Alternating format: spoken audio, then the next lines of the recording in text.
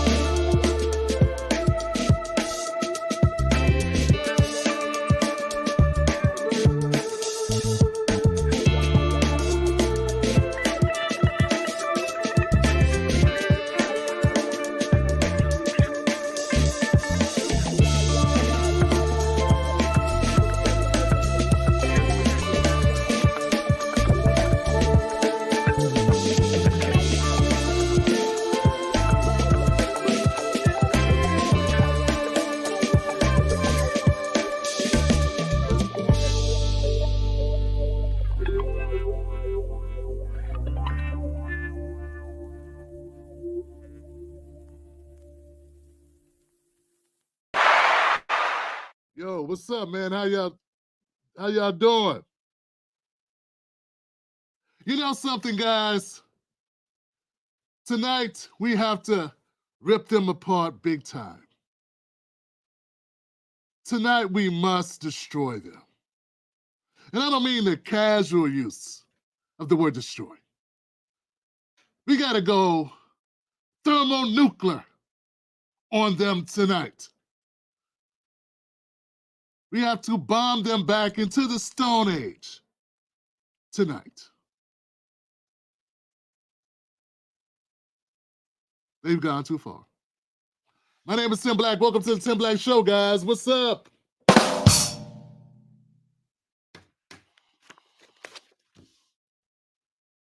So, we're live on Facebook. We're on Twitter. We're on YouTube, guys. What's going on? Yes, my people are in the house. How y'all doing, man? What is happening? What is happening? What is happening? Oh, man. I want to say what's up to my people on Facebook, YouTube, and Twitter. Thank you, Buck Bewley, for moderating there on YouTube, man. I appreciate it. Thank you for checking in. Thank you for being you. If you're watching this on YouTube or Twitter, well, on Twitter, on Facebook, come on over to the YouTube channel, hit the like button. It's very important. If you're watching on YouTube, do the same. Real talk. Tonight's the night to do it. Well, every night's the night to do it, but tonight, man, I feel like tonight's going to be something special. Boom, boom, boom, boom, boom, boom, boom. I want to thank my people on Patreon, my people on YouTube who support the show. You guys are amazing. Thank you for supporting this show. Thank you for keeping us going.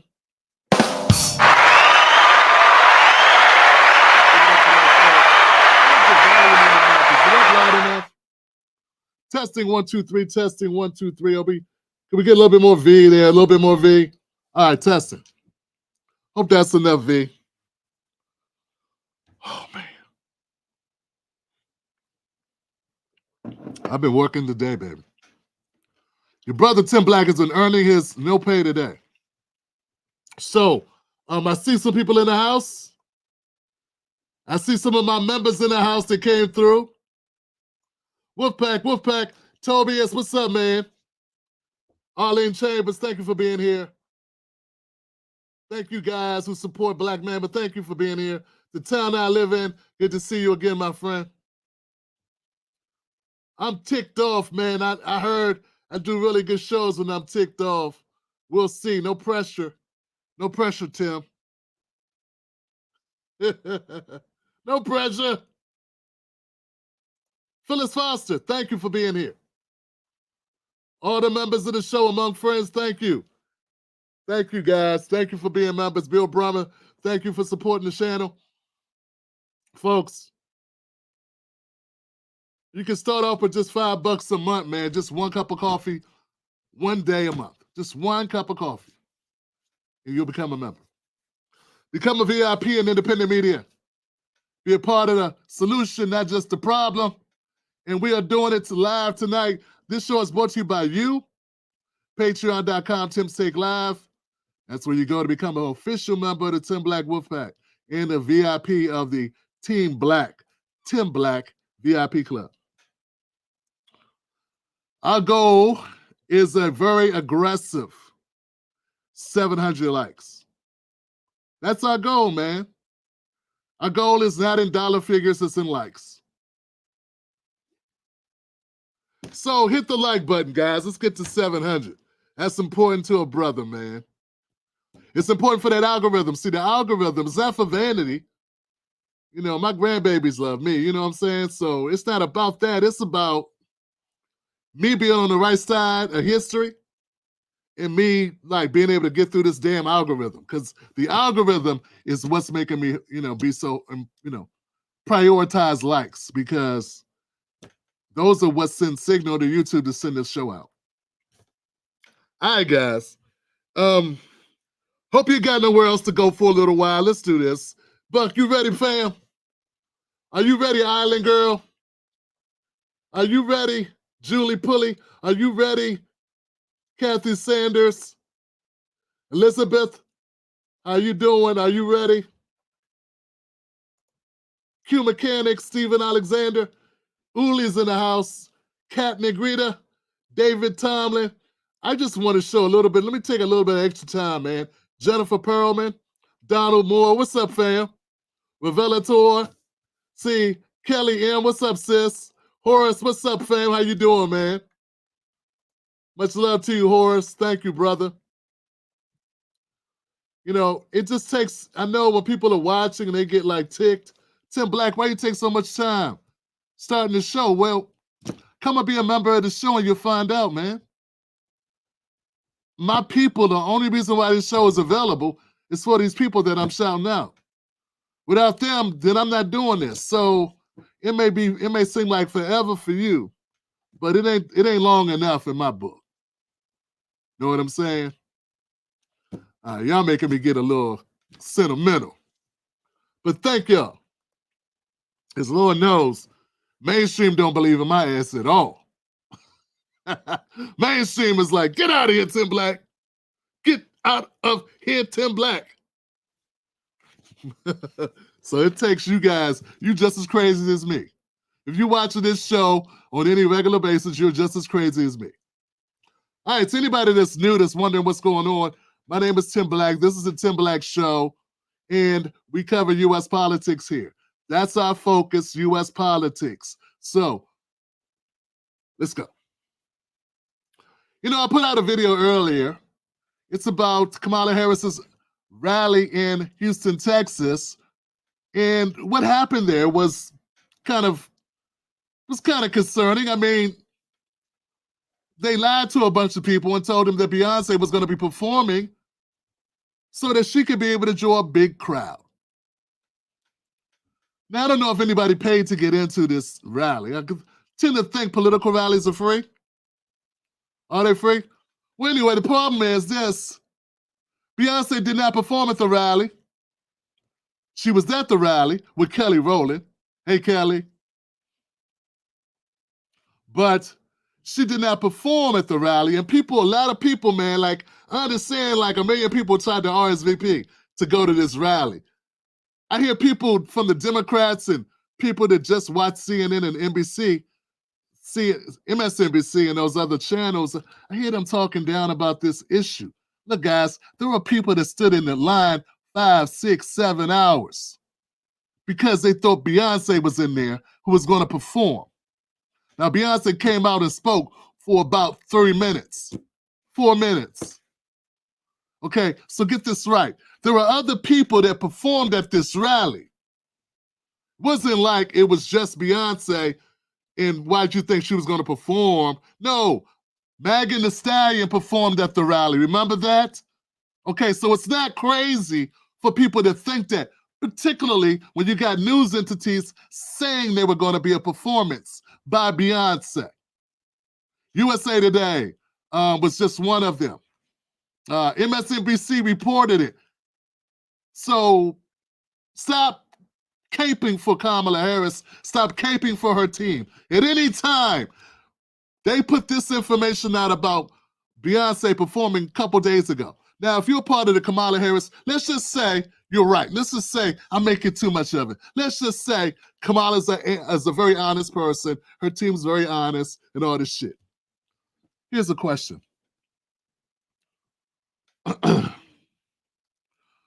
Since these ads went out a couple days ago, right? A couple days before the event, why didn't once the Kamala team found out that people were reporting that Beyonce was going to perform, why didn't they put out an official announcement so as not to piss off people and say, hey guys, no, Beyonce's going to speak, she's not going to perform? Why didn't they put that out there? You mean to tell me you really believe that they did not know that it was being broadcast and advertised that Beyonce was going to perform at this rally? Are we going to be dumb or are we going to be dumb? You going to play dumb? You going to blame me? You going to say, I just hate Kamala? Well, how you going to frame this? How you going to frame it? Now, if Trump did that shit, you wouldn't be like, well, I mean, they just took him out of context. They just made it up. It's not his fault that they thought that, no, you would not even accept it at all. You'd be like, come on, Tim, don't be naive. But since it's Kamala, since it's Kamala, you give her the benefit of the doubt. And I'd like to know why. I'd like to know under what grounds do we give her the benefit of the doubt. There were hundreds, I don't know how many people were at this thing, but people got pissed off. And I saw people leave, and I saw footage of very upset people in that audience. And I just want to know, why is that okay? Why isn't there any backlash about this? They did a bait and switch. But I have a theory. This is what Kamala's been doing her entire career. She baited you and said she was a progressive. This was 2018, 2019. Then when she started running and realizing it wasn't working that easy, that having principles and wanting certain policies that are against the establishment might put you in quite a pickle. Then she switched. I don't support Medicare for all. Forget the fracking. And she jumped on the Biden boat. See, bait and switch. She took a lot of money for her campaign under one set of policies, and then what'd she do? She switched them. She switched them in real time, just switched. Now people say she switched back. That's the thing. Who knows what she's doing? So this rally, this Houston rally that was supposed to be a big winner for the Kamala campaign ends up being a big stinker for the Kamala campaign. And I think it's what she deserves. Yeah, you should not have to lie to people to get them to come out to your rally.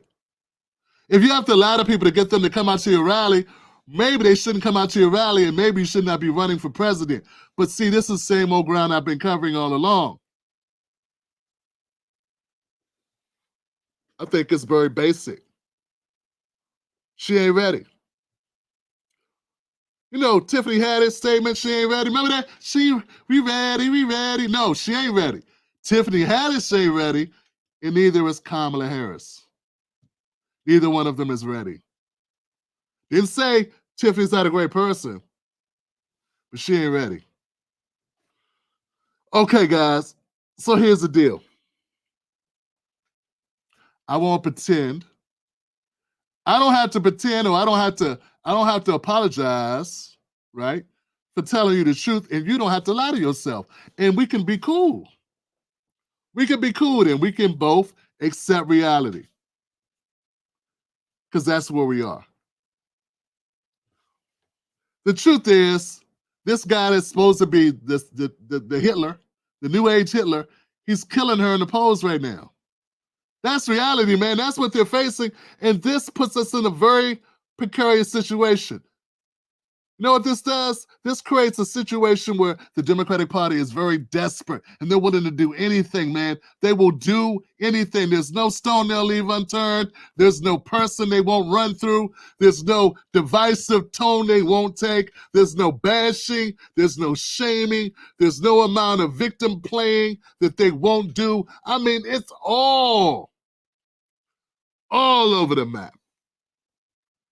Because desperation time. Win or go home. Win or go home. Now, the title of tonight's show is Beyonce and Michelle tried to save Kamala. You won't believe what happened next. Well, what happened next was Michelle Obama came out on the campaign trail. She came out stumping. And my God,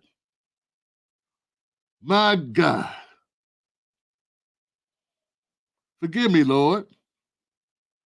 Goodness gracious, this is bad. That the men that we love could be either unaware or indifferent to our plight is simply heartbreaking. It is a sad statement about our value as women in this world. It is both a setback in our quest for equity and a huge blow to our country's standing as a world leader on issues of women's health and gender equality. You got it, guys. Michelle Obama is making this a litmus test of men love women. That's right. Michelle Obama is making this a litmus test on how much you love your wife, your daughters, and your mothers, cousins, aunts, neighbors, friends. This is no longer just a choice between politics, political policies, public stances on policies. No, this is about you loving the womb you came out of and the one you try to get back in. Michelle Obama is playing dirty ball. And I told you, this is what happens when you get desperate. You claw at anything. They say that if you are a swimmer, if you're a good swimmer, if you're training to do lifeguard work or anything like that, that if you try to save someone, you better be able to swim very, very well. Because when someone is drowning and you try to save them, if you're not a good swimmer, pretty soon it'll be two of you that are drowning, because when someone is drowning, they're literally fighting for their life. They're at their moment they're out of their heads, man. They're just, survival is everything. Every nerve ending, every chromosome, every bit of them is struggling to live, fighting to survive. And it'll take you with it if it means they get another millisecond of air in their lungs. That, my friend, is what the Kamala Harris campaign is doing right now. They're willing to take down, Michelle Obama is willing to take down family upon family, relationship after relationship, just to put a little bit of more air in Kamala. And for what? She in the middle of the ocean with no life preserver, no jacket, and she can't swim. And you didn't make her swim, Michelle. You didn't make her take swimming lessons. You just gave her the go-ahead to jump in the water. You didn't provide her with the life jacket. That would have been a primary process. Hey, hold on a second. Let's get down to it. You didn't provide her with a primary process who would have taught her how to tread water. You didn't force her to do interviews, a large amount of interviews over the course of her time being a vice president. She took softball questions even then, when she wasn't screwing those up, so she wasn't learning how to do a alternative stroke, side stroke, breaststroke, and what have you. You did not force her to get out of her damn bubble so that she could relate to voters all across this country in a way that's recognizable, that is just natural and organic, which would have been the same thing as learning how to control her breathing. Breath control.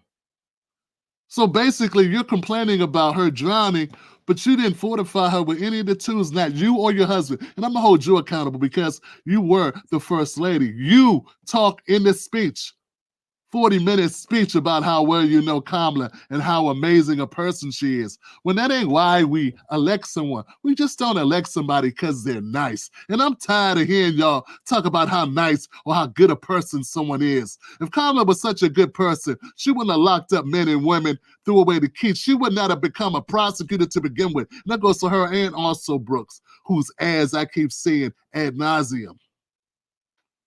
Some of us don't vote for prosecutors. But be it as it may, if she was such a nice person, we wouldn't be supplying bombs to Israel right now, would we? Since she does all those time maker votes, maybe she'd have used her podium for that. Or maybe Black America wouldn't be sitting around with 10 cents for every dollar of a white family. I mean, because she was fighting a good fight for us. You know, since she's such a nice person and all, since she's such a heart of gold. I mean, if you let Michelle Obama tell it in this speech, y'all, she was talking like Kamala could walk on water. Like she was kissed by God. Like she is a divine entity. Mother Teresa up in this mofo. The Esther Roll of politics. The Ruby D of democracy. No, she ain't. So fellas, before you cast your votes, ask yourselves, what side of history do you want to be on? Now,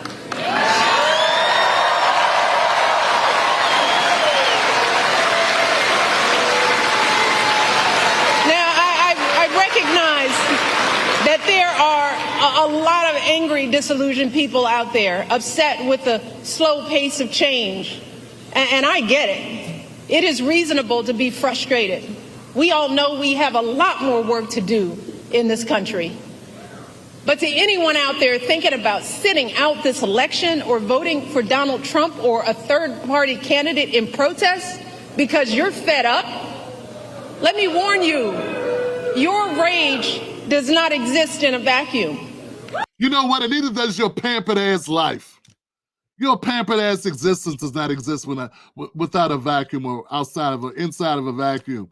You know, you do it on the backs of the money that you made being our first lady, doing absolutely nothing, talking about children's diets. And it boggles the mind why so many Black Americans have such an affinity for you, when I never found you all that interesting. All you do is say a bunch of flowery rhetoric bullshit, and then when we press you, you say you don't care or you don't like politics. But you're married to a person who is a politician, and not just any politician, the president. So how much advocating did you really do for Black people other than symbolism? That's all I've ever seen you do, is symbolize and then commentarize. Yeah, something like that. But come out and talk about things as if you are some type of lofty ground. And folks, I have throughout this entire thing, because I can't play the entire thing, but I will tell you this: never once did she take any credit for or offer any understanding as to why people are pissed off. She says it's because change is too slow.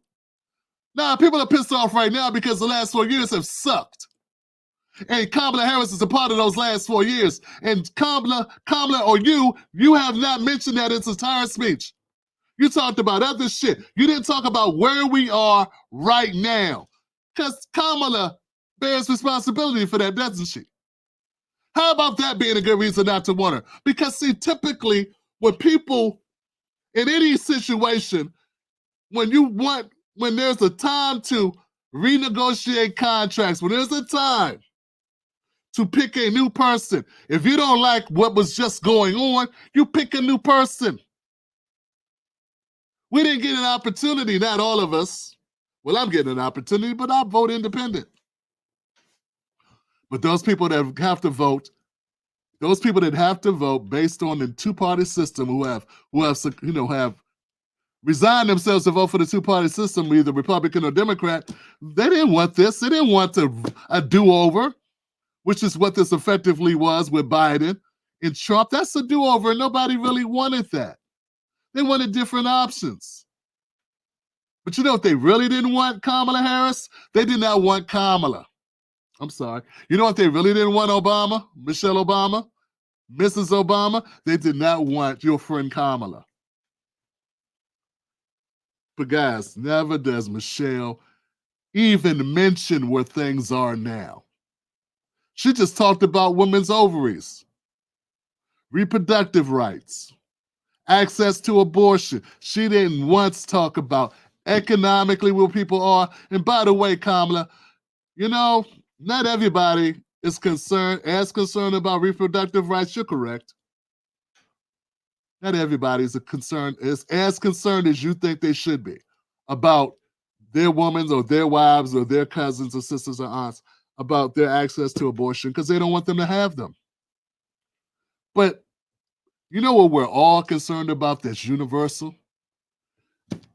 Our money, our finances, and where our money goes, and what it finances. You didn't bring any of that shit up. I didn't hear you one time talk about any of that. So those men that you talk shit about in this speech, those men, the good ones, the ones that bust their ass, the ones that have the opportunity, because some things are about opportunity, I had to admit. Sometimes life is just against your ass at the moment. So I'm not going to say everybody who's not in a position to provide for their family does so willingly that way. Like they chose that. But things happen. But all of us that are fortunate enough to be in a position to take care of our families, you know what else is important for us? Financially being able to take care of our families. You know what? The financial viability of our families, the stability financially of our families, how far our dollar goes so that we can help take care of those women and those children, and those women help take care of us as well. We got to care about economics, and you never address that not even one time. That's because you don't live in a world where economics even exist. You think people can make decisions based on if someone's cute, or if someone's a nice person, or if someone's really good and says nice things. You can live in that bubble world. You are detached. You are aloof. You are in the clouds, lady. You are out there. Jane, stop this crazy thing. And worse than that, you are adamantly doofus. You ever met somebody? I listen to Michelle. It's like listening to a white woman who has no idea what the hell is going on with black people. And you're black. Shit. You have no clue.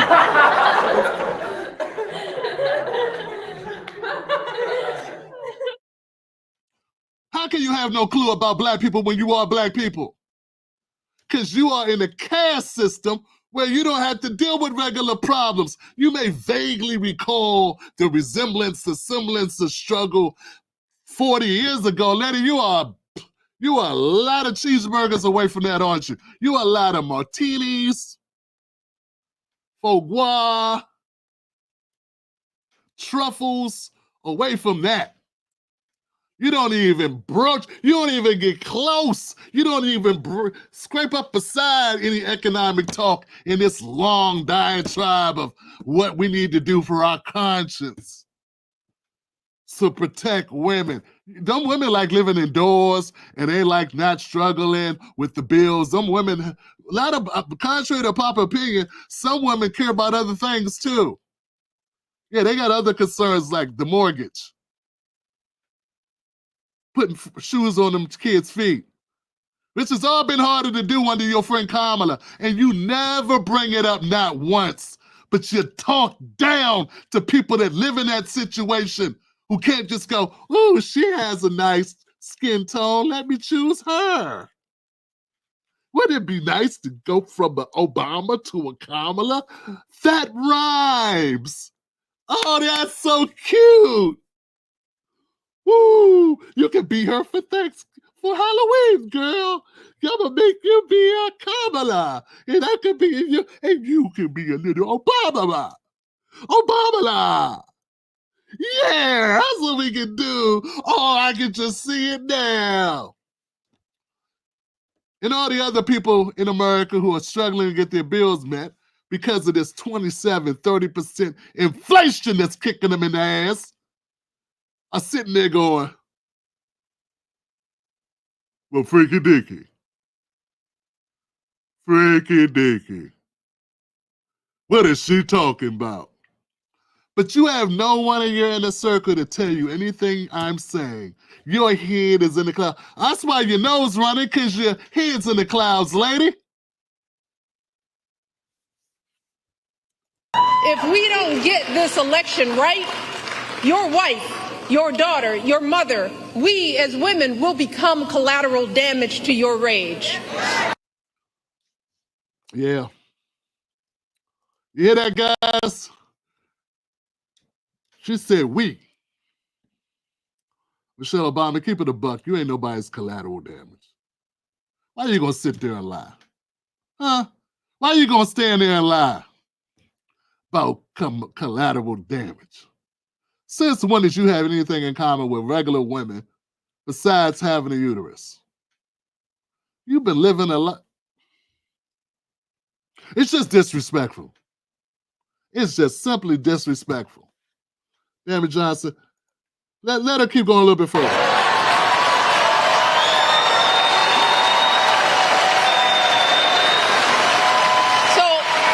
are you as men prepared to look into the eyes of the women and children you love and tell them that you supported this assault on our safety?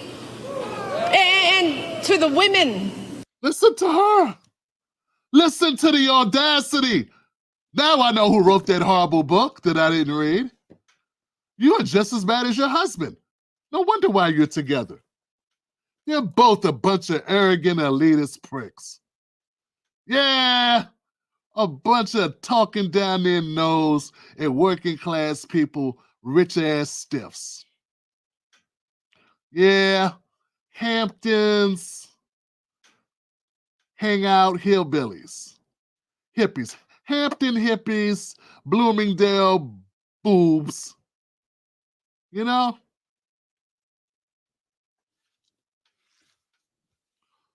Tiffany's tramps. This is what they're about, guys. They're a bunch of limousine liberals talking to the poors. And talking down to the poors in such a way that is just beyond the pale, man.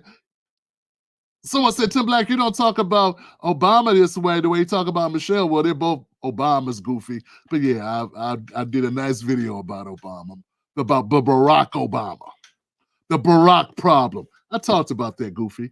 This one's about Michelle, because she's the one speaking. You know, since, we're in the age of feminism and women and men, just, hey, equal opportunity. Well, she can get this work too. Just like Barack Obama could get this work, so could she. Truth comes for us all. Let me give her a couple more minutes, guys. She's got a couple more things she wants to tell you about how dumb you are, how much you are betraying women because you don't support Kamala Harris. Listening. We have every right to demand that the men in our lives do better by us. Hey, speak for yourself, lady. I do just fine for mine. Mine is just fine, man. You need to make this singular. Speak as an individual. Yeah, let's make sure we focus our attention where it needs to be. Turn to that dude that you're supposed to live with. Turn to him and have your gripe session. Because me and mine, we doing okay. We great. We're great. Unfortunately, she may have a soft spot for you because of your Alice in Wonderland shit you went through with your husband being the first black president. But I mean, other than that, I mean, I find it hard to imagine anybody who wouldn't listen to this and go, "What a windbag you are, lady." But yeah, keep this on you. Don't move it to nobody else. If you got a problem with Barry B, say that to Barry B, because you don't know anybody else's relationships or what's going on. And through this thing, she does that. She keeps saying how all these women are oppressed. What women are you talking about? Oppressed by who? So that's when I know she ain't talking to black men. Because if black men are oppressing black women, why do y'all live us by like 5, 6, 7, 8, 9 years? Like what? How, a corpse ain't oppressing nobody. You know what I'm saying, Michelle? Like, what are you talking about? That's that. Never once do I hear Michelle talk about the life expectancy of black men. I mean, she's talking about the reproductive rights of black women. She leans into that shit very hard in this video, but she doesn't, not for a second, broach the subject of how we die so much earlier than our wives. But she keeps on playing this hierarchy, like women, like, come on, man. Like black men are so exalted. Like we're the butt of all things in this country. This woman, man, she is really, all I could think to myself was, wow, you dodged the bullet. We have to use our voices to make these choices clear to the men that we love. Our lives are worth more than their anger and disappointment. Okay, why are we angry and disappointed, Michelle? Man, I wish somebody could cross-examine you. Why are people angry, us men in particular? Why are we angry, Michelle? Huh? It wouldn't be this shitty president you just gave us. And you knew Biden was garbage too. Yeah, you and Barack sat back. You knew he didn't know what time it was. You knew his skis were no longer skiable. They were no longer battle ready. You knew his elevator was broke. You knew his brakes were shot. You knew his clutch was spent. You knew his axle was bent. You knew his ball was flat. You knew that dog won't hunt. That squirrel ain't hiding no nuts. That bird can't fly. That frog won't frog. You knew it and you were quiet. And I don't expect you to talk about it, but now I don't expect you to talk either. Yeah, you and Barack couldn't talk before when you left us in the hands of old Joe. But now you got all this conversation. Now you got so many suggestions. Now you're just full of ideas. Well, look at you. Just jumped off your high horse to come down here and tell the poor people what it is and what it's gonna be. No.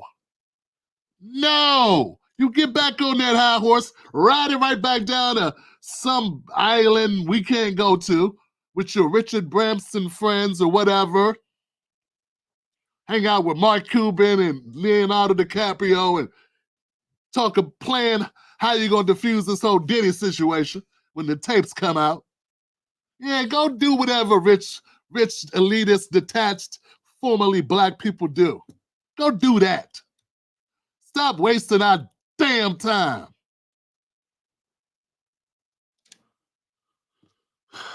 or something like that. Yeah, man. Through this entire thing, all she does is use feminism against men and use that as a reason for why people don't want to vote for Kamala, as if, oh, this woman is amazing. She could save the free world. She could right all the wrongs. She could make this place so much a better place. She has all the answers and all her policies are amazing. She would be able to lead us into the promised land, but I'd rather die because she's a woman. I hate myself.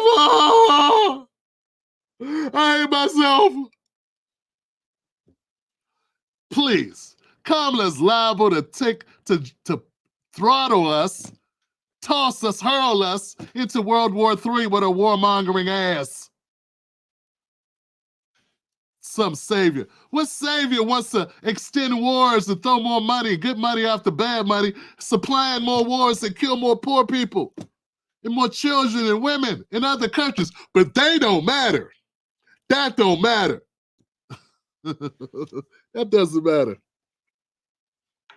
You know, too bad when you're rich like Michelle, you don't have access to the same things the poor people have. You know, it's sad. I thought that rich people had access to everything.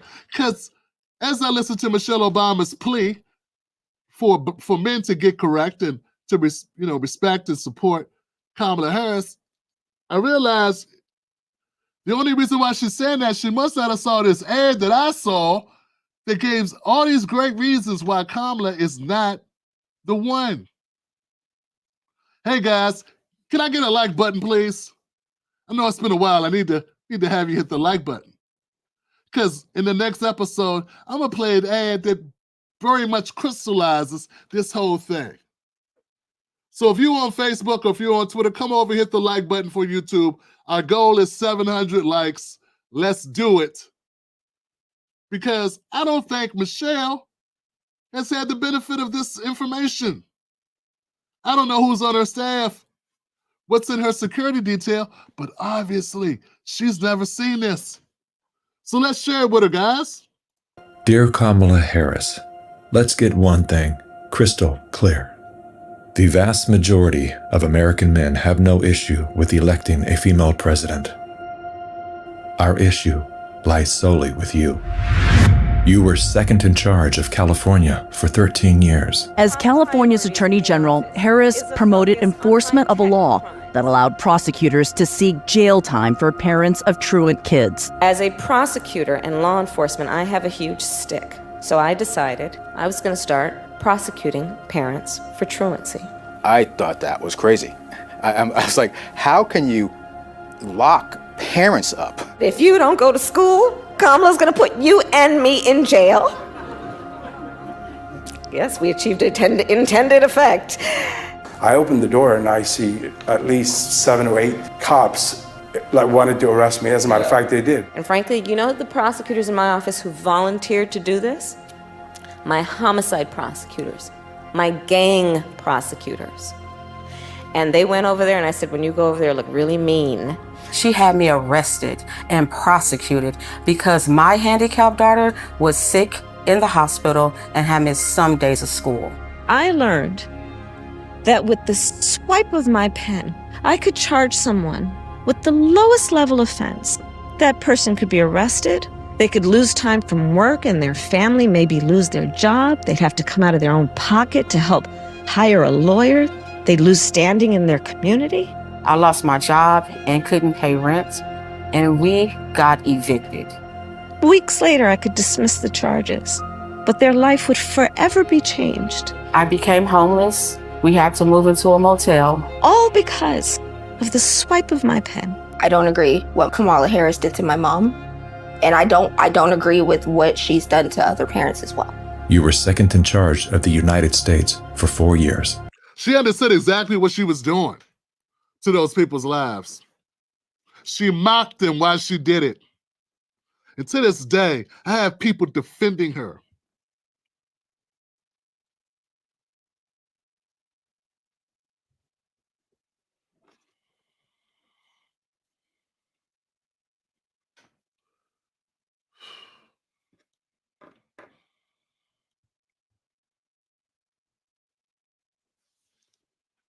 If anything, would you have done something differently than President Biden during the past 4 years? There is not a thing that comes to mind in terms of, and I've been a part of most of the decisions that have had impact. Inflation is hitting the highest level in 39 years. A record high number of illegal crossings. Crime's been surging across the nation. Huge spikes in homicides. Could we be heading toward World War III? After 17 years of failed leadership, you are now asking us to trust you as first in charge of our country. I am concerned and focused on big issues. Elementary and middle school truancy is actually a big issue.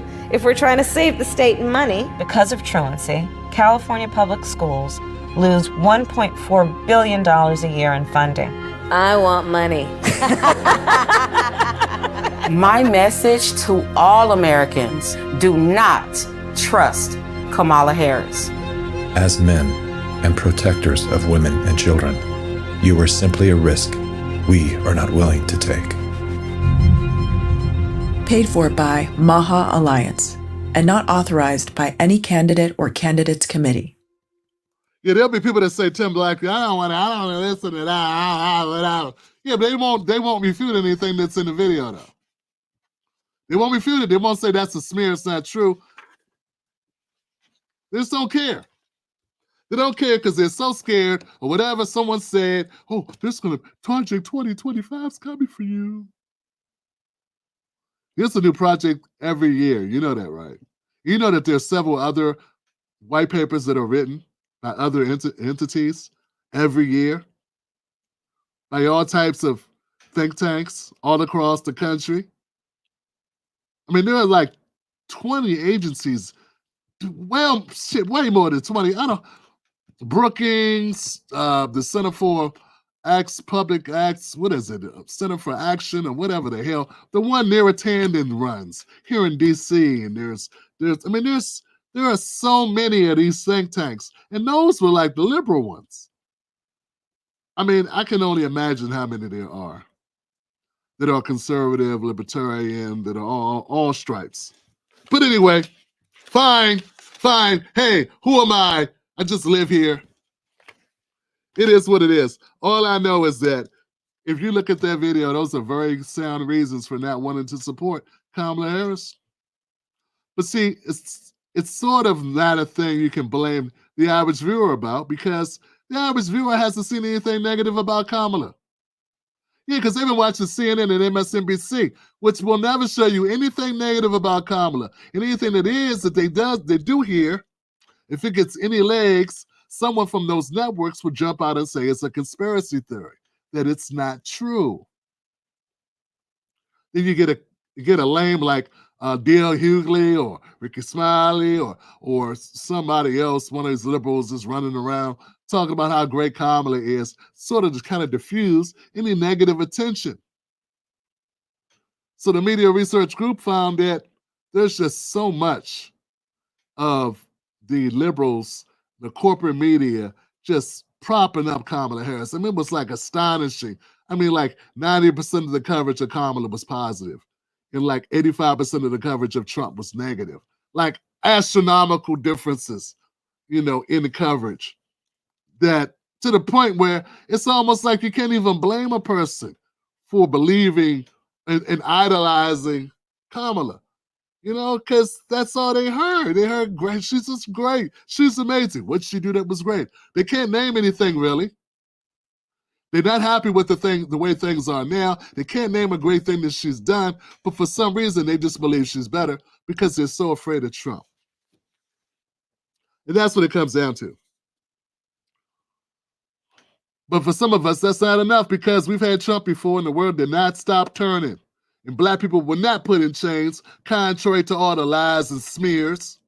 And why come people didn't get the main reason why they float these stories is to get you to stay with them. They keep telling you there's an evil being under the stairs. Just because under the stairs, that's where they like hanging out at. That's where their donor money is. That's where their corporate profits are. They don't want you going down there and finding out that's where the money's at. And you'll stay away too, because they told you there's a monster down there. But you don't need to go down there. Don't you be going down there. And for black folks, it's even worse. It's more like Don't be doing that. You know Master gonna beat us if you go listening and using words.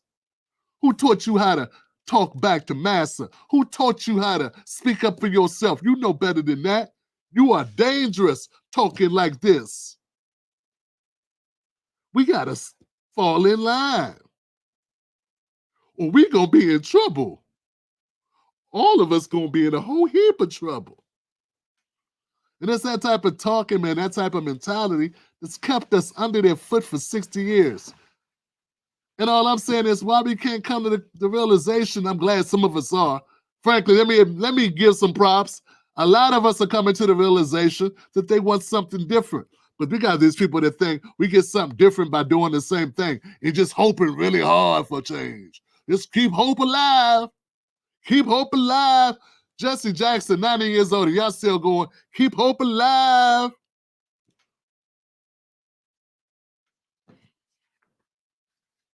Well, I'm beyond hope. I'm on action. I'm off that hope. I'm on action time. I'm not on that Obama hope shit. It's all smoke and mirrors. It gets you to buy into a hope. Anyway, so next topic. Here we go, guys. Donald Trump, Michigan. Hell, I know Michigan was a swing state. I didn't know Trump could lock it up. Wow. I saw this clip about the Muslim community, the Arab and Muslim community there, and how they feel about Trump and how they feel about Kamala.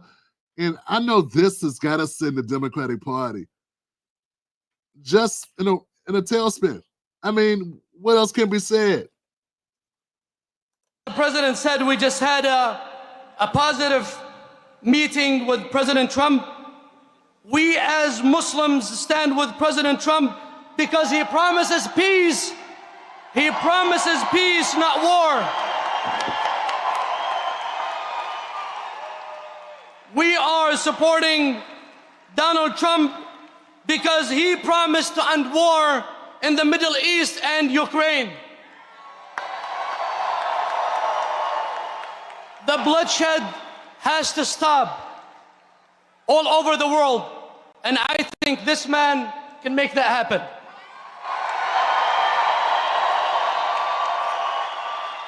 You know, just look, I'm not going to say that I'm not on this, everything that Trump says, you got to believe it with your soul, all your heart. But he didn't bring us into any new wars. And he's been outspoken about ending Ukraine and ending the wars and funding Israel and trying to bring that all to an end. And I have not heard anybody else talk that way about it. Well, of course, the independent candidates, don't get me twisted, the independent candidates talk about it all the time. I mean, they talk about it literally all the time. Like, that's their focus.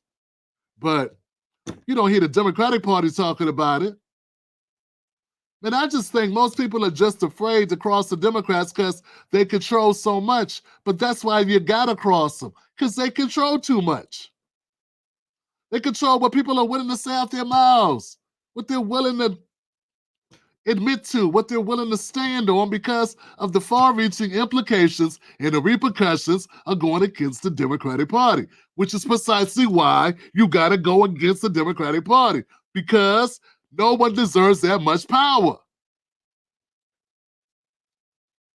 So we got people that their primary thing, their primary objective is ending wars and peace. And they're supporting a candidate that's the opposite of that. They're supporting a candidate that's lining with a bunch of neocons, that's bragging about being with neocons like Dick Cheney, getting their support.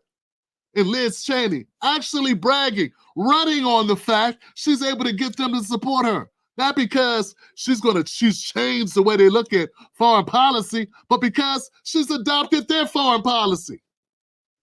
And you still support it. Why? Because it's for your best interest.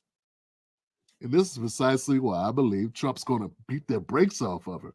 Because I have a feeling that a lot of those people that are not vocal about Trump and about Kamala not coming out against her, are going to go in the booth and vote for Trump. Yeah, I think they don't want to go on the record publicly. Either that or they're going to stay home, right? Because there's such a repercussion. Social pressure is pushing some of these people because they have jobs they like to keep. Because economics and, cash rules everything around me. Cream. So that's part of it. But I gotta believe they do not support Kamala's stances when it comes to the Middle East or Ukraine or additional wars in China. What this brother says is enlightening. I personally believe that God saved his life twice for a reason.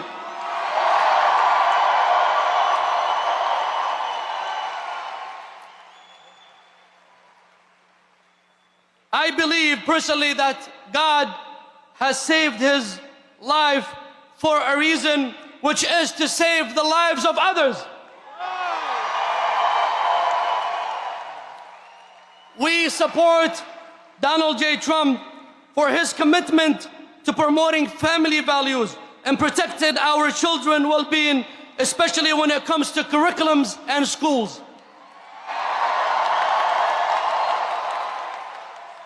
We as Muslims support this man because we believe that he will be a president for all Americans, embracing every race, color, and religion.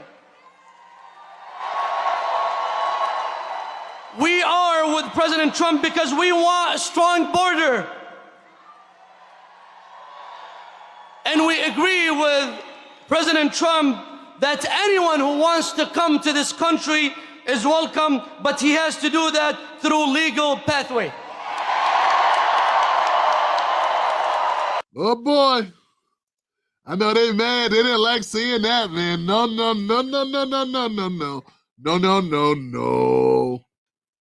Yeah, they had to tick off the Democratic Party. And that's why I think the Democrats are punching so hard. That's why they're willing to bring you down under the water with them.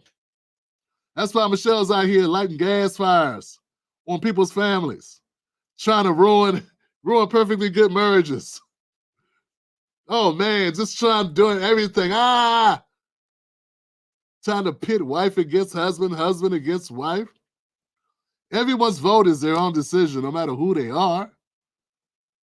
That's crazy.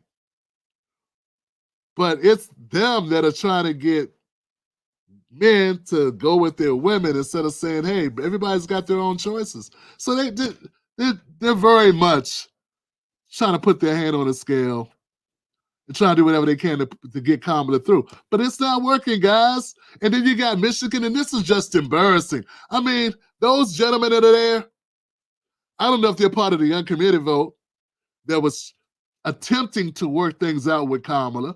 They had a real issue with Biden. They were willing to work things out with Kamala. She wouldn't even meet with them. Then at the DNC, she wouldn't have any of them speak, even if they said they would endorse her. And now it looks like she's going to lose Michigan. You don't hear people talk about Michigan much anymore. Why is that? That's because it's lost. It's gone. Beamers in the bins. And all my ladies and my mens, keep your head up. Lost Boys. East Coast, West Coast, worldwide. Ain't nothing wrong with not voting for Kamala. If you're in the house, let me hear you say, right. Well, Buster Copper got everything to do with showing skills. Represent who you're fronting for. I know your style. You never smoked the blunt before. You're just another in the race. I'm sorry, guys. I love that song. It's been a long time. Lost Boys, y'all. Lex Coops, the Beamers, and the Bands. Go watch the. Kamala Harris is not doing well, guys. I got proof. I have solid proof, not just me talking. I got proof by the way of a poll. And this new poll, woo, yeah. Look, guys, no matter who wins this thing, we're going to still have to be here. We still going to have to survive. The battle begins after the election. The battle not to go back to sleep. But this election, It's getting away from the Democratic Party. Give them corduroys. Whew. Damn it, I didn't bring this over here. Did I bring it over here? Let's see if we got it. Do we have what I'm talking about? We have it. Finally get his great white whale. Harris versus Trump national margin. You mentioned that New York Times poll, a tie. That's actually right in the middle of the spectrum when we're talking about recent polling data. You don't have to look very far to find Donald Trump ahead nationally. He was up by 2 points in the CNBC poll, up by 3 in the Wall Street Journal poll. Very close races within the margin of error. But then the same thing on the other side, right? You have Harris up by 3 points according to Ipsos. The Say 24 YouGov poll, it's a bunch of academics, also has Harris up by 3. But the bottom line is, with the popular vote, which we really haven't focused upon, a very, very tight race, John. Fact is, Donald Trump is very much in a position he could win the popular vote, which, of course, is something he would absolutely love to do. And would be something very different than we have seen compared to last time and the polling compared to last time. Exactly right. So I went back through the time machine, all right? I went back through the time machine to see where were the past 2 races at this point in the campaign. Look, Harris in the average poll right now is up by 1. Well within the margin of error. You go back 4 years ago, Joe Biden was well ahead of Donald Trump in the national popular vote polls. He was up by 9. Even Hillary Clinton was up by 6 points. So now Donald Trump's in a position he really hasn't been before at this point in the campaign where he could truly compete, and we can truly say that the popular vote at this point is way too close to call. Of course, this is only going back 8 years. I wanted to jump even further back in my time machine to get an understanding. Hey, I haven't heard about a Republican potentially winning the popular vote in a while. And it turns out a Republican winning the popular vote, it hasn't happened since 2004 in George W. Bush defeating John Kerry. And that's only the one time that it has happened. In fact, you have to go all the way back to 1988 to find another one when it was George W. Bush's father, George H.W. Bush, winning the popular vote over Michael Dukakis. So the fact that the polls right now are so close, John, the fact that Donald Trump has a legitimate shot of winning the popular vote is something I think a lot of folks, including in my line of work, really didn't think could possibly happen when Donald Trump was running last time around. He could make history, not just for Donald Trump, for a Republican candidate as well. Now, there are some reasons for this, and I think Democrats' heads are all exploding out there watching this right now. There are some reasons.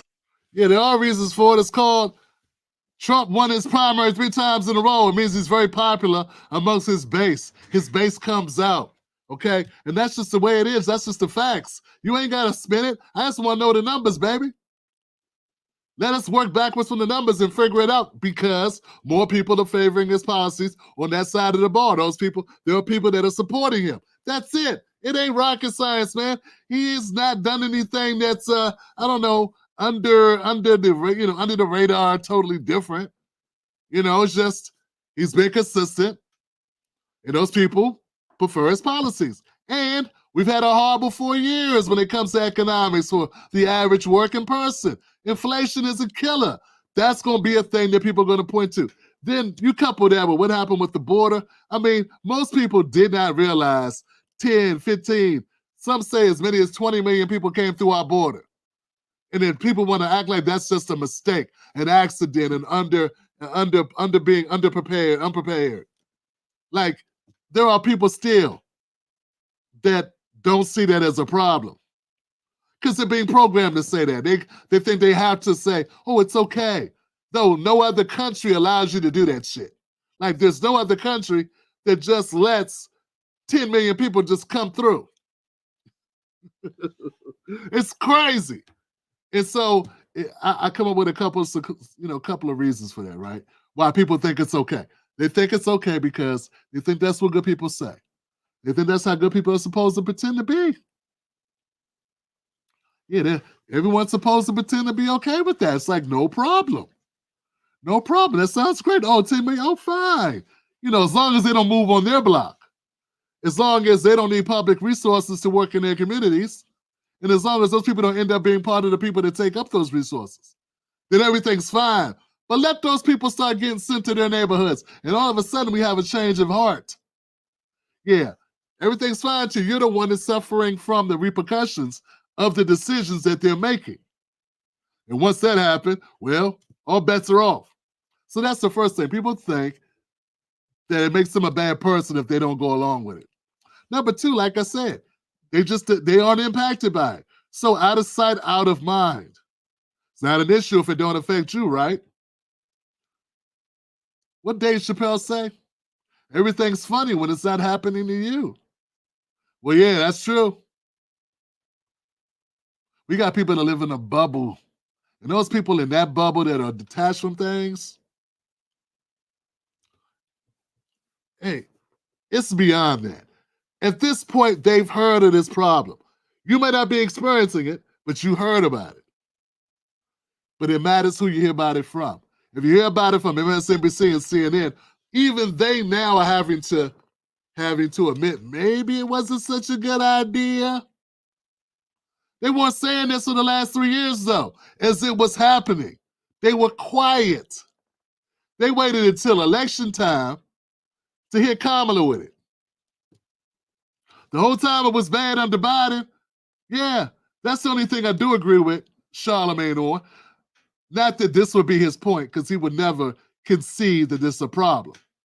At least not on the record until he got put into a commercial. But the whole time that Joe Biden had this policy where he didn't care, that was basically an open border, I don't remember being a bunch of articles or a bunch of coverage of it in mainstream media that was calling him out for it. In fact, they were roasting Mayor Eric Adams. They were roasting the governors of those states that were mostly impacted for not wanting the influx and calling them racist for it. And then when they sent those people to other places, then they called them animals and called them the human traffickers. And I listened to all of this, and I was like, damn, this is weird. And that was part of my final break from all these policies, man, because I started looking into it. Let me get this right. You don't have a problem with over mass immigration, but when it comes to your town or your city, then you got a problem with it? Then these people are horrible? What'd they do? Where'd they send them? You put them on planes to go where? Bermuda? Guantanamo? Where'd they send these people? That people were like complaining when they were sending people. They were talking like they were sending these people to Compton, back in the 90s, or Southeast DC back in the 90s, or DC in general. Not the posh parts. Back when we were the murder capital of the country. Yeah, you weren't talking like you were sending these people to the Fifth Ward. They were sending these people to nice neighborhoods. Some of them even made it to Kamala Harris's block. And then they called those governors sadistic, human trafficking, horrible people. And I'm like, hold on a second. Some of these people travel by foot for miles. And you're calling the people that sit them on a plane the evil ones? Now, then you got to start looking through it. You start diving through and saying, hold on a second, man. These things aren't adding up. But I guess if you are determined not to understand the impact of something, because you're programmed not to. Ain't no convincing you. You got to convince yourself. You have to go on a deep dive yourself. And then you got the Democrats telling you the only people that deep dive are QAnon. The only people that look at things other than listen to MSNBC and CNN are evil weirdos. Yeah, remember when Chris Cuomo, before he got fired, before he got the axe, he was telling people you couldn't even look up some of this data. It was against the law for you to do your own research about WikiLeaks and other documents. Remember that? Or about the laptop? Remember that? He was actually telling people they would go to jail for doing their own research. Yeah, Chris, we remember. So I think some people are hampered by this. They don't want to be considered nuts, crazy conspiracy theorists. They don't want to be seen as bigots or racists or misogynists. Why not just go with the flow and everybody will like you? The problem is those people that like you are brainwashed. Yeah. taking the glasses off or putting the glasses on like in They. Roddy Piper, They. Great movie. Yeah, man. That's what I feel like sometimes. Like, some of us have taken the initiative to put on the They glasses and see things for what they really are. And that's when you see that you got some monsters around you. You got these issues that the Democratic Party want to sweep under the rug that they've created. And they did it for a reason. And that's all it's about. Why did they do it? Why do you let 10 million, 20 million people come into the country? Why would you do that? Where are they going to live? Who is going to clothe them and feed them as they get up to speed into our culture? Who is going to do that? There's got to be a money aspect to it or they wouldn't do it. You're not crazy enough to think it's for humanitarian purposes, do you? You know how many wars we're involved in? You know how many coups we have participated in? We dropped the atomic bomb on 2 cities, obliterating I don't know how many people. And now you want to say, we're doing it for humanitarian purposes. Yeah, and America had slaves for humanitarian purposes. And America took Native Americans on the Trail of Tears just to get a little exercise in their legs. And when America turned the Jewish boats around and sent them back to Germany, it was all because they were being nice. Get some more sea air. Be good for you.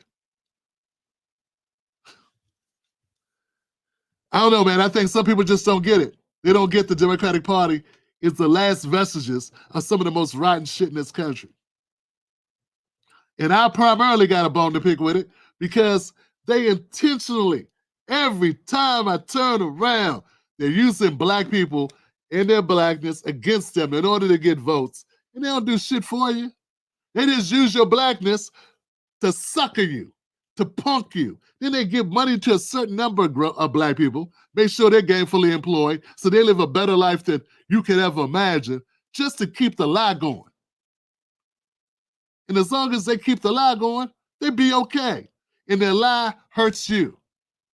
It keeps you voting for the same people that benefit from you being in a bad position. Then they can keep their programs going, their nonprofits, they're paying their books, that all their friends work in, and all the money just keeps on spinning and spinning and spinning and spinning. And you don't get none of it. So yeah, I had to blow the roof on all this.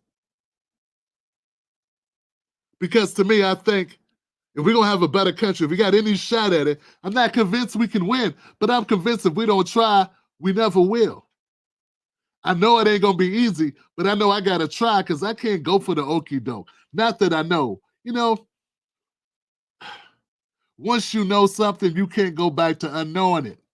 You can suppress your knowledge. You can try to drown your thoughts in some other distraction or some type of therapy or whatever. You can self-medicate, but you ain't going to really forget what you know. And that's how I am. Join me, it's fun. It's not fun, but like I said, being a sheep is not fun either because you still feel all the pains and all the issues. The only difference is you will stop blaming Republicans. You'll stop pointing over at red states and going, that's the problem. No, fool. The Democrats are at least half the blame, and I say more of the blame because they're the ones that pretend to be doing you a favor. Hit the like button, guys. Hit the like button for this content. We're almost done. We got a little bit more ways to go, though. I want to thank you for tuning into the show. Remember to become a member of the Tim Black Show. Go to patreon.com, Tim's Take Live. Sign up. Support independent media. The only way you keep independent media independent is by supporting it. You got to keep the parties out. You got to keep it in-house. So go there, become a member today. It starts at only $5 a month. All right. Hit the like button to keep the algorithm going. I want to say what's up to all my members, all the people that support us already, and all the people that hit the like button up to this point. Thank y'all for hitting the like button. I appreciate it.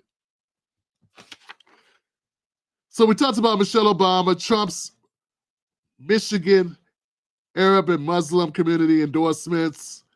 We talked about the rally with Beyonce and Kamala. Okay. Let's do this. Let's talk about Joe Rogan and Trump. Yeah, let's do it, man. Let's talk about Joe Rogan and Trump. Guys,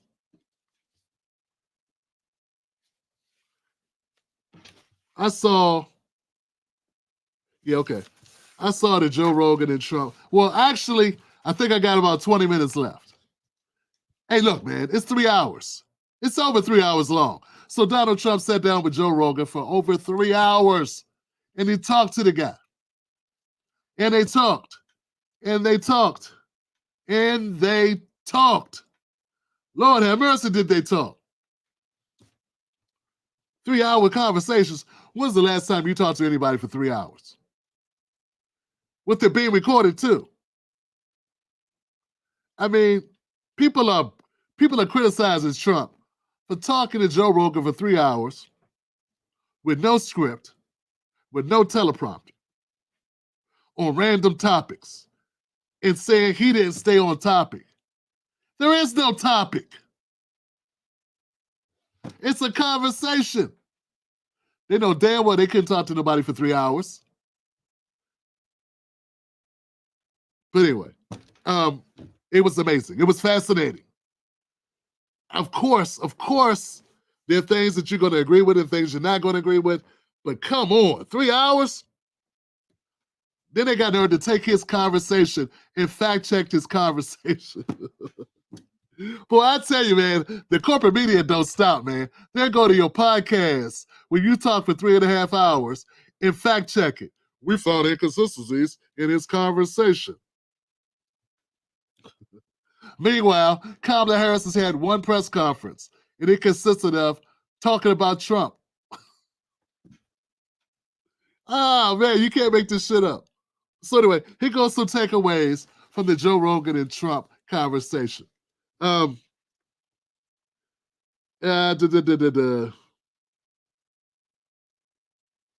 Trump, he was explaining what happened with the election in 2020. And he was saying there were a number of key factors that made the election go the way it did. He still believes he legitimately won that election. He said, I got more votes the second time than I did the first time. And he was saying that due to the media, now letting this story come out about the laptop that connected Joe Biden's son, Beau Biden. Is it Beau? Which one? I'm getting them mixed up. Hunter. I'm sorry. Hunter Biden. The Hunter Biden's laptop, that was the story. It would have tainted Biden to a certain extent that would have made him drop in the polls considerably. And since that story was suppressed intentionally, right, by these government officials, that made things difficult. That changed the outcome of the election because that story was directly connected and was tied up into the Biden family. I find it hard not to say, yeah, that would have had an impact. I don't know how much of an impact, but it's hard to say that a lawsuit with your son taking money from a foreign country for nefarious reasons, we don't really know. Yeah, that may have made people wonder, hey, what's up with Joe Biden? Like, it made some people question him. And then also, when it was brought up, the fact that you stepped on the evidence, it made Trump look loony. So when Trump brings that up as an issue that hurt him in the 2020 election, if you're being honest, it's hard to disagree with that. I mean, you got to admit, calling a guy a conspiracy nut probably didn't help him. And when you took away the ability for him to clear his name by saying, here goes the proof, here goes the investigation, here goes the data about the laptop, when you take that out of the ecosystem, out of the internet access, well, yeah, I think it may have had an effect on the outcome of the election. Maybe if the election wasn't so close, I mean, according to Trump, it was only like a 1% difference. I mean, 20,000 votes, some small number was the difference in the election. Who won? It was like that, and he also brought up, some of the rule changes because of the pandemic. So some of the ways that people voted, the states would have to go use legislation to change the way they were voting. They'd have to get legislation passed in order to change the hours for the voting booths or the drop boxes and all this other stuff. So basically, I think Trump was trying to say, too many people voted. When I say too many people voted, there's an old saying, right? And I think it's true. Democrats cheat in the primary, Republicans cheat in the national. So I guess what I'm saying is, and this is not what Trump said, of course, but what I kind of deduced from the interview or the conversation, Trump's trying to say that if it wasn't for the pandemic and them giving more people access to vote from home and the way they voted, and the ways that votes came in, less people would have voted like normally, and he probably would have won. So, yeah, basically what I'm saying is, Trump's saying usually they would suppress the vote so much, there's no way he could have lost.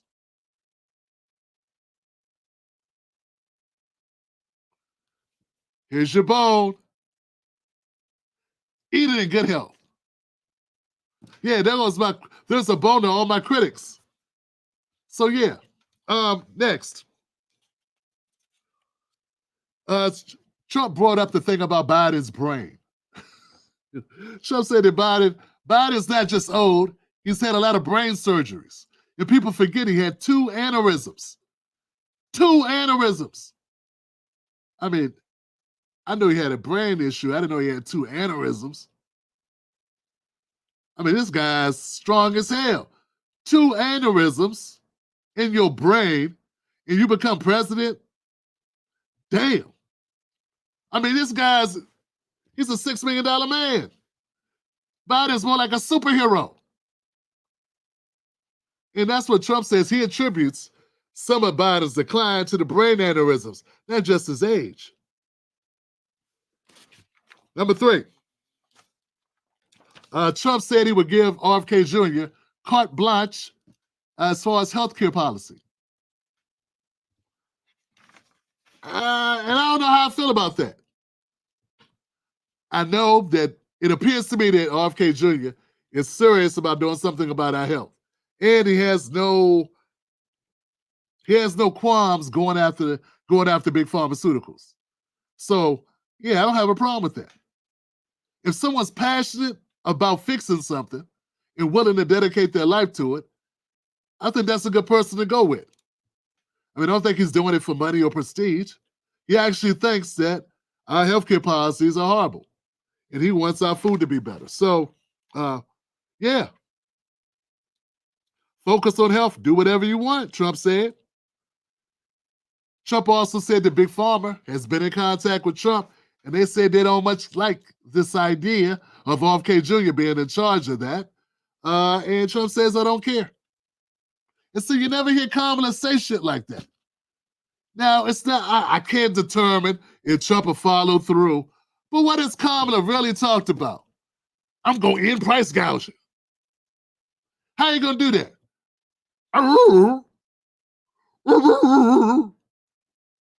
I'm speaking. That's not an answer. You hate women. What's that got to do with you in this price gouging? How are you going to stop them from gouging on prices from random shit? How are you going to lower the price of toothpaste? And don't y'all guys know, groceries are like a 1%, like, gross on there ain't a lot of headroom in a head of lettuce. It's not like they got the lettuce for 20 cents, they sold it to you for $2.99. That ain't how food works. You see the unit price versus the thing price. But anyway, it's crazy. Number 4.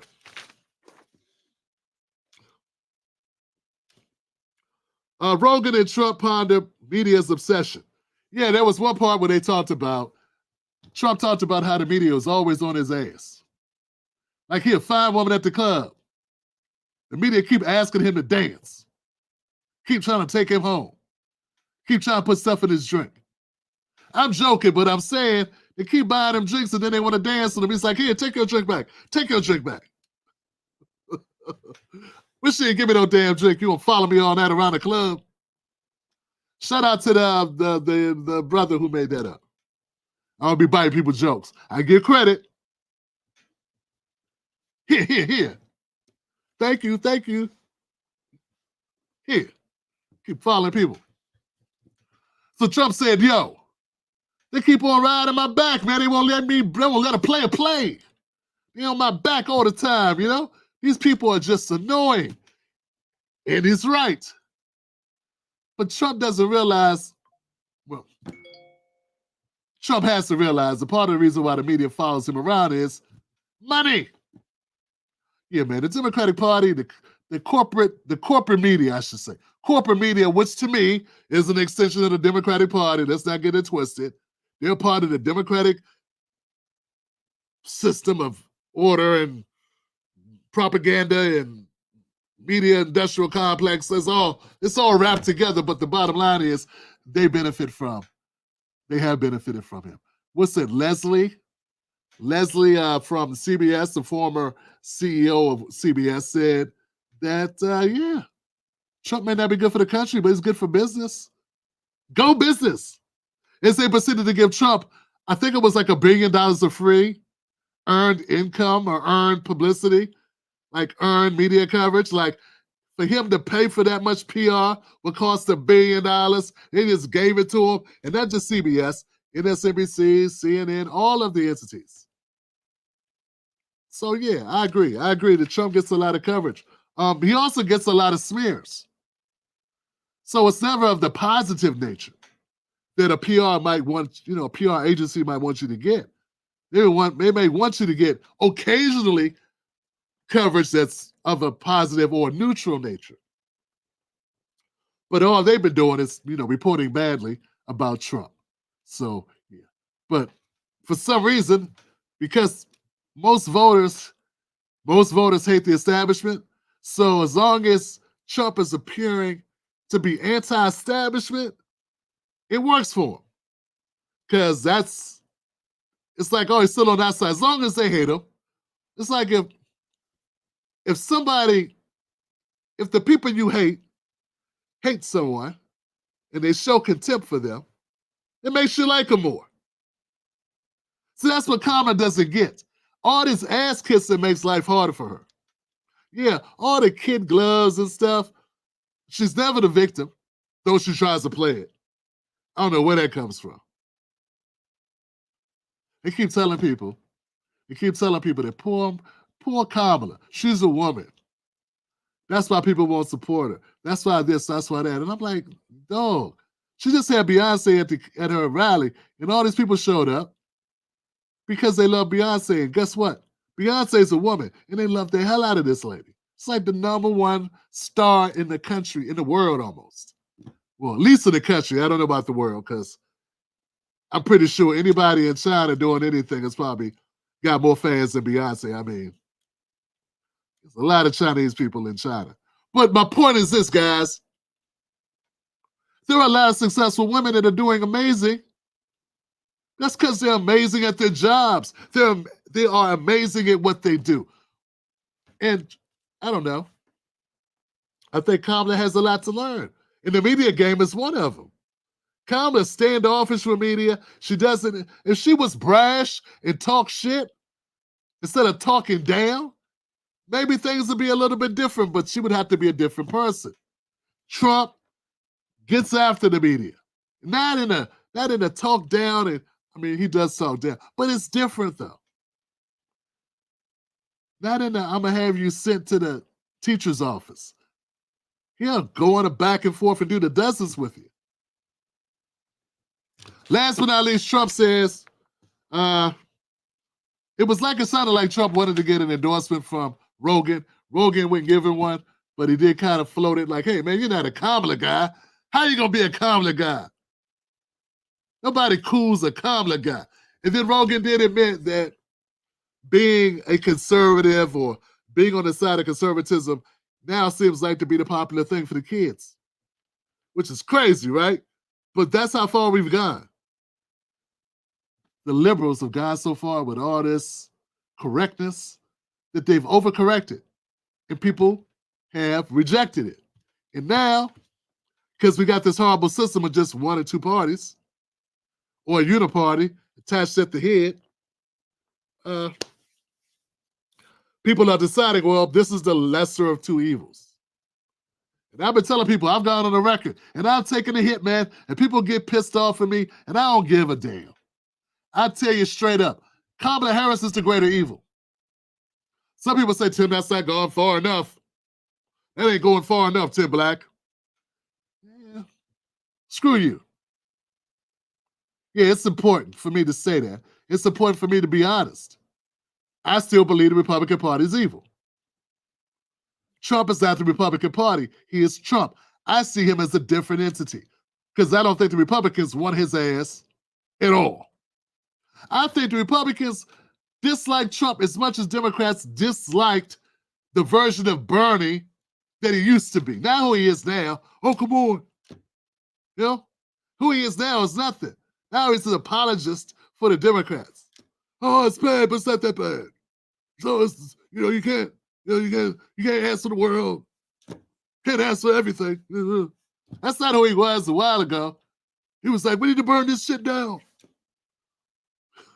Now he's just he's just a lame. And I guess it's 84. It's like, it's someone else's turn. Someone else needs to get bold. So anyway, yeah, Joe Rogan said he did not say he wouldn't support Trump. He just did not take the bait. But he did say something that was interesting. And this is like bonus takeaway from the interview. Joe Rogan said he was hoping that Kamala would come on the show too. Yeah, that's something that the Democrats and the liberal reporters did not report. It's around a 2-hour and 45-minute mark. Rogan says, I wish Kamala would come on. My door is open to her too. It would not be an interview. It would be a conversation. Joe said, I would really like to sit down with her and understand and get to know her as a person. I think people don't get to know her as a person, only like sound bites. And Kamala turned it down. Now, there's a lot of reasons why Kamala turned it down. Okay? I think she turned it down because Trump just did 32 million views on Rogan? Yeah, I know. As much as she says crowd size don't matter, Trump just got 32 million views. But, that's where it was before my show started. And he did 26 million within the first 24 hours. When I look at some of the interviews that Kamala Harris has done, I could say firmly that I don't think she'll do those types of numbers. So let's say Kamala Harris goes on Joe Rogan and she doesn't do as well. Does it help her?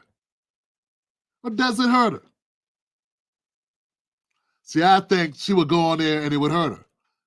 I don't know how it could. If I'm her, well, I think the possibility is it could hurt her. But she could do a Hail Mary. She could be a whole different person and she could pull it all out. But here's the thing. I don't think Kamala's got the courage to do that. I think Kamala's more worried about, I think she right now is looking at life and saying, how do I mitigate damage so I can have a career when this is over? That's what I think. I don't even think she's thinking about this right now. She's trying to make this loss less stinking. Yeah, she knows she's going to get destroyed, but she like to make it look more closer than it is. Like, she don't want her whole career to be over. And that's where she's at right now, by the way. Need I remind people, because sometimes it seems like people do not remember this. Beyonce.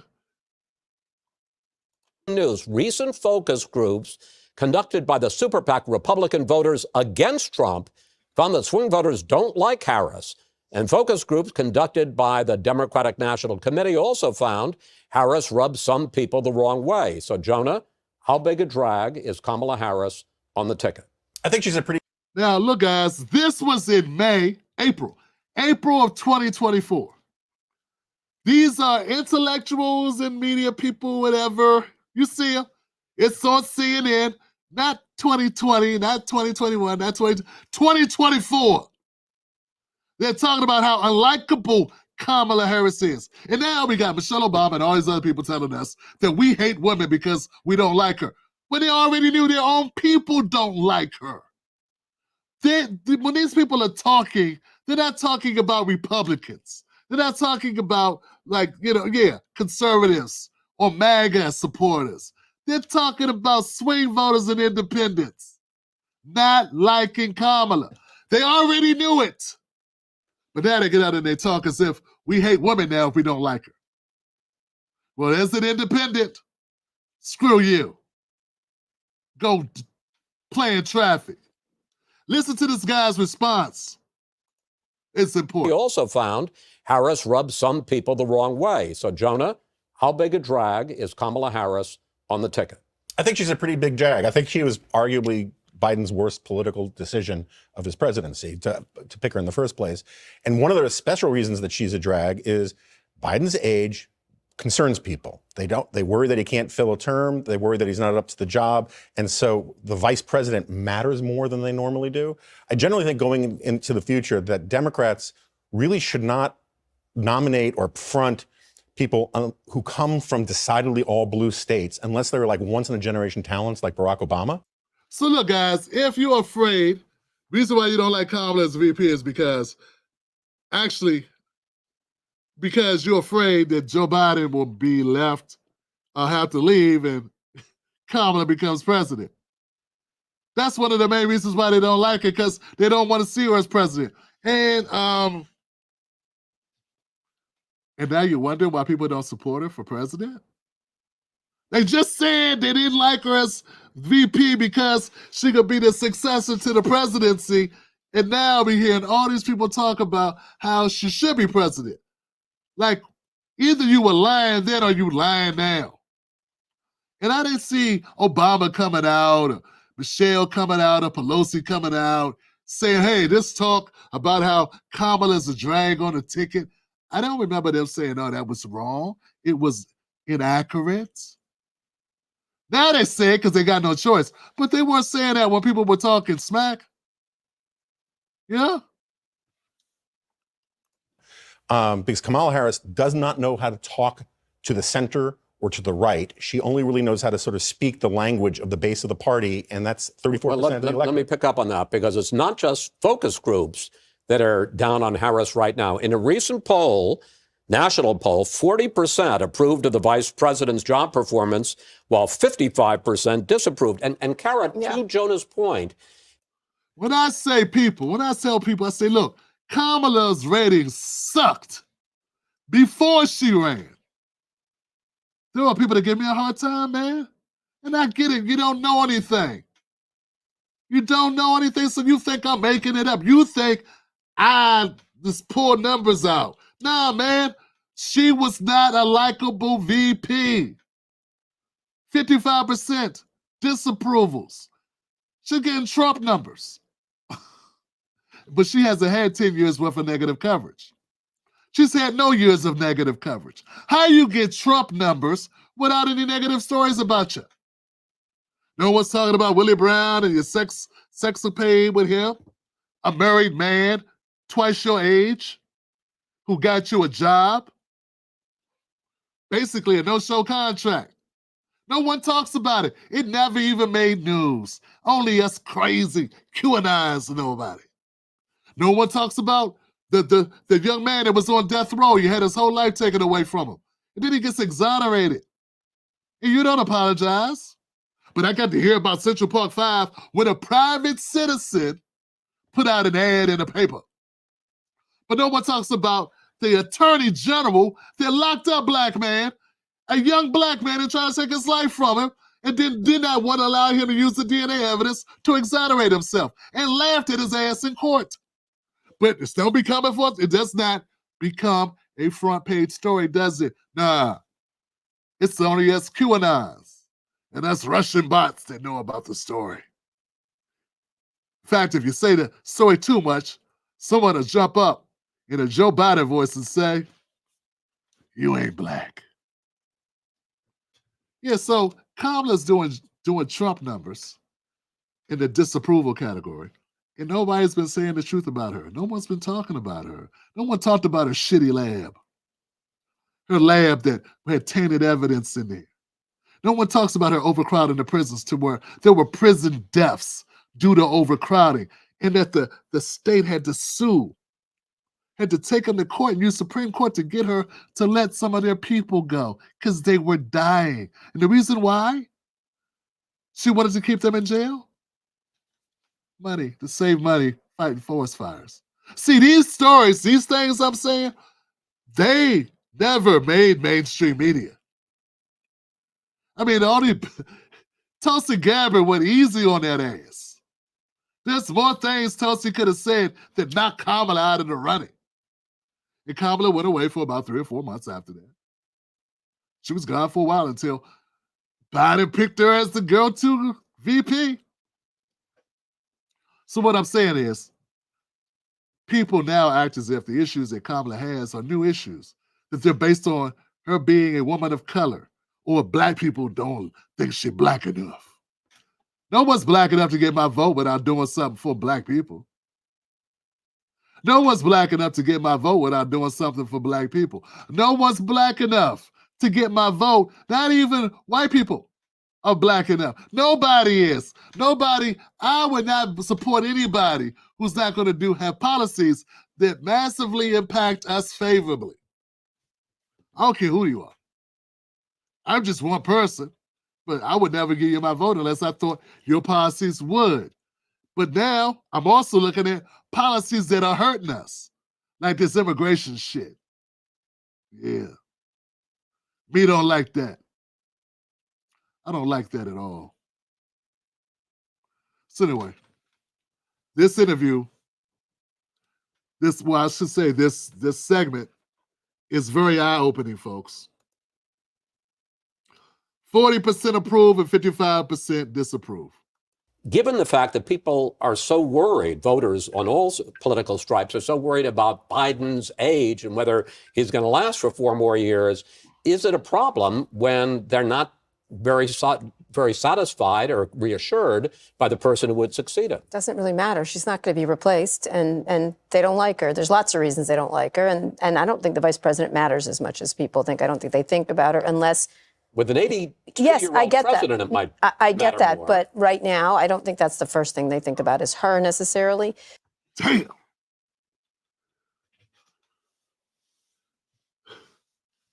Jesus Christ. Kara Swisher. Are you okay?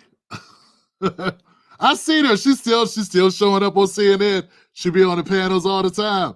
Didn't hurt her career at all. She told the truth. They don't like her. Now they like her.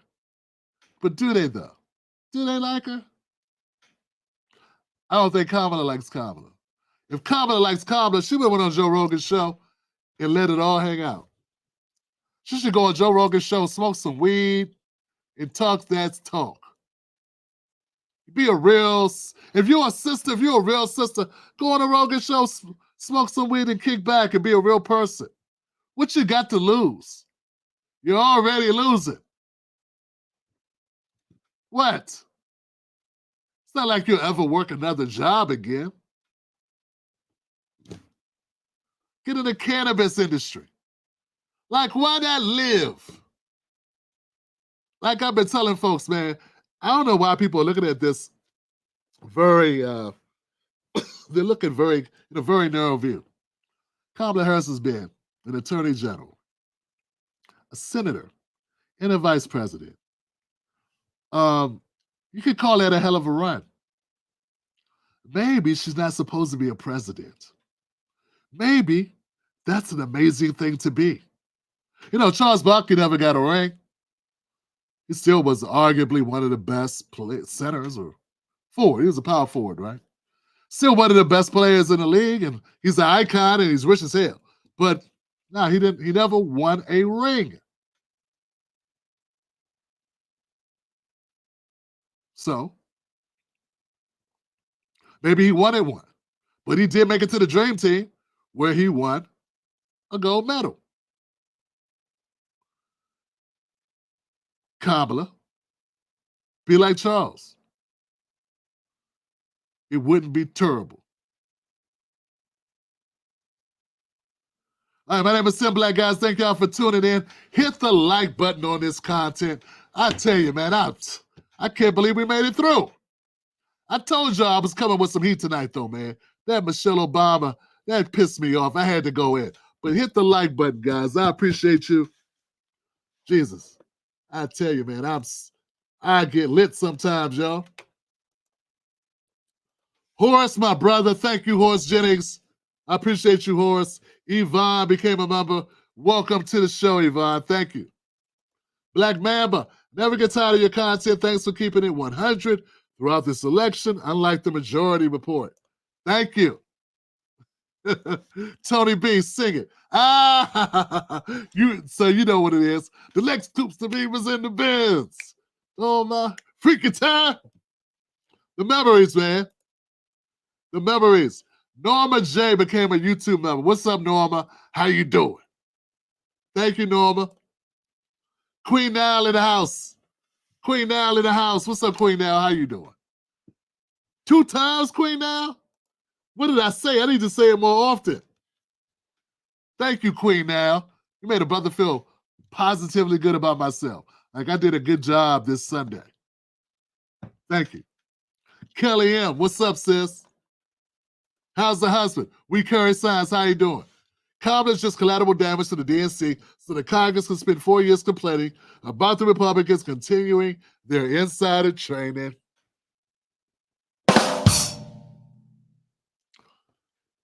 And you know what, Kelly? You're right, and they do it at the expense. They do it at the expense of all of us. Now Michelle Obama is pitting husbands against their wives, and it's not worth it. There's a lot of reasons you don't like Kamala Harris, but it's not just her. It's the Democratic Party, and it's not just that. It's where we are now. If people don't like where they are, they want to change. It's hard to sell Kamala as the change. That's part of the problem. I don't know how you fix that. Maybe if she would have had courage and guts and stood up at some point and said, he did it. Just pointed at Biden like, oh, you know. I forget the name of that movie. What was it? Scanners? Extraterrestrials or something? I forget what it was. Just put, oh! That's all Kamala has to do. It's too late now. It's too late. Well, I don't know, man. I don't know. She could go on a Joe Rogan show and be like, look, Joe, you know, Biden's just a pain in my ass. I could not stand him.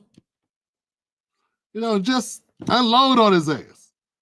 It'll make people go, my God. I don't know. I'm just saying, I don't know. It's Hail Mary time. It's what you gotta lose time. I mean, don't do it if it ain't true, but I'd love to see it. And take credit for the idea. Oh, man. Yeah, man, that's it. I got nothing but love for you. My name is Tim Black once again. Go get my new ebook. It's called Kamala8reasons.com. Go to Kamala8reasons.com. Get my new ebook. It's 8 Reasons Why Kamala Harris may lose the 2024 election. It's there. I have not been promoting it enough. It's almost irrelevant. Well, I don't know. It's free, so you might want to go back and say, see, Tim was right. But check it out, guys. Kamala8reasons.com is where you go. I'm done. What a show. Man, guys, give it up for my man, Buck.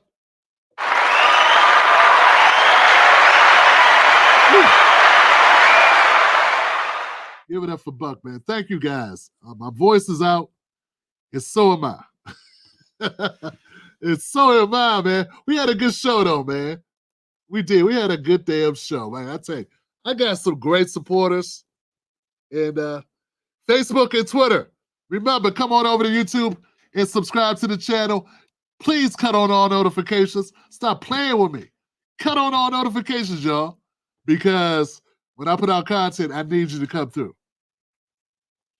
Your brother be working. All right, I'm gone. Now I got to go see where my girls are.